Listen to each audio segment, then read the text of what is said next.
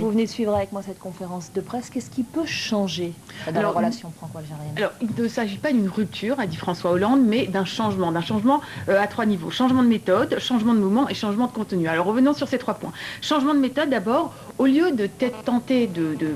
Alors, hormis les relations bilatérales dont il va évidemment être beaucoup question, quels sont les autres enjeux de cette visite? Est-ce qu'ils sont d'abord économiques ou géopolitiques? Alors, il y a bien sûr des enjeux économique, mais donc au niveau bilatéral, au niveau géopolitique, un des points qui va être discuté. Merci beaucoup Virginie. On retrouve sur place l'une de nos envoyées spéciales, Mélissa Bell. Bonsoir Mélissa. Alors on a entendu de nombreux journalistes, essentiellement algériens, poser la question au président français de cette fameuse repentance. Il est vrai que cela fait des décennies maintenant que le pouvoir algérien demande des excuses à la France, souhaiterait que la France demande pardon pour ce qui s'est passé. Manifestement, il ne va pas être question de repentance, mais on a également l'impression que du côté des autorités algériennes, les exigences sont un peu moindres. Tout à fait. François Hollande a été très clair. Il ne s'agissait pas d'une demande officielle de la part de l'Algérie. Mais bien évidemment... Mélissa, merci à vous Virginie. Ainsi s'achève cette édition spéciale. Merci à tous de l'avoir suivi. La prochaine édition, ce sera dans un peu moins de 20 minutes. L'info continue sur France 24. Restez avec nous. À tout à l'heure.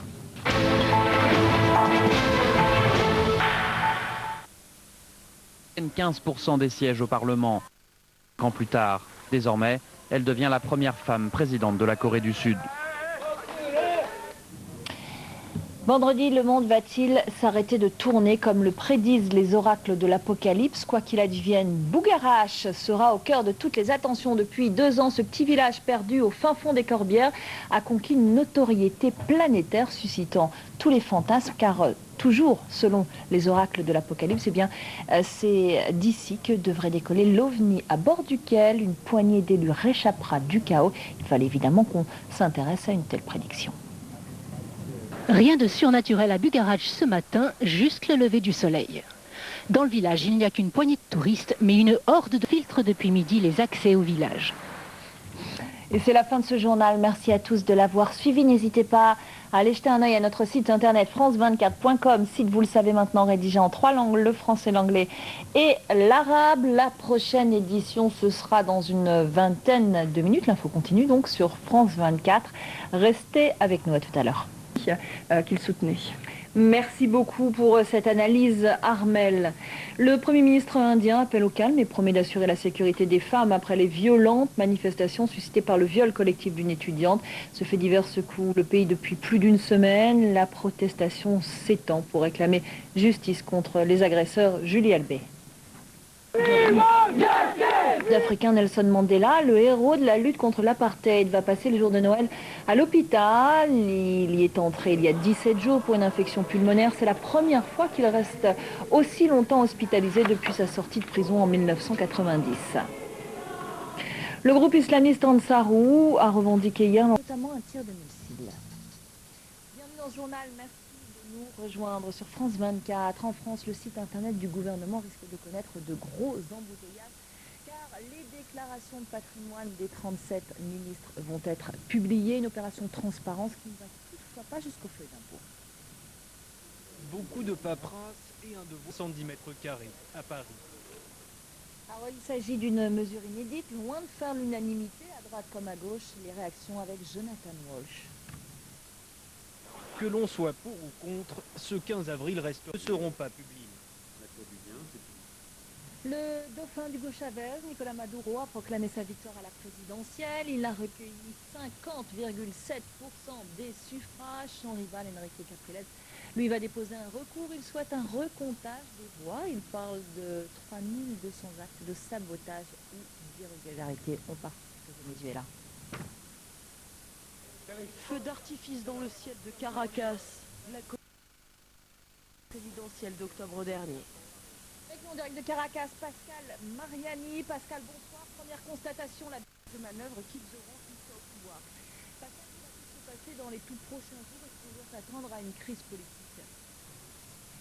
C'est à prévoir, même si l'organisme électoral a confirmé ses résultats. Pour l'organisme électoral, ces résultats sont définitifs. D'ailleurs, il devrait remettre aujourd'hui même à Nicolas Maduro son écharpe de président. Les observateurs internationaux internationaux ont également affirmé que ces élections avaient été transparentes, mais avec une opposition qui représente presque 50% de l'électorat, 49,05% qui contestent ce résultat. Eh bien oui, c'est un scénario proche de la crise politique. On saura ce qui se passera dans les jours qui viennent. Déjà cet après-midi, une manifestation d'étudiants de l'opposition est prévue dans le centre-ville, qui est le fief des partisans de Nicolas Maduro. Donc l'ambiance n'est pas du tout les plus apaisées.